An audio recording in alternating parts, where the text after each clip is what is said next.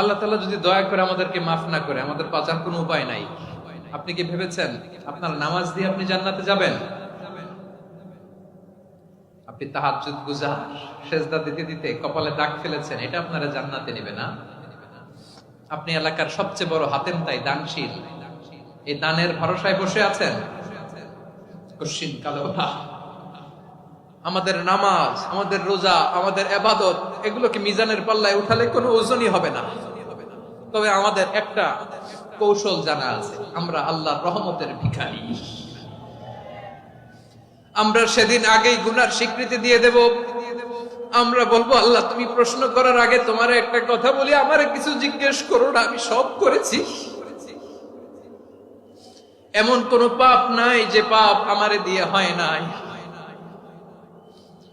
তোমার রহমত দিয়ে তুমি জান্নাতে পাঠাবা, তোমার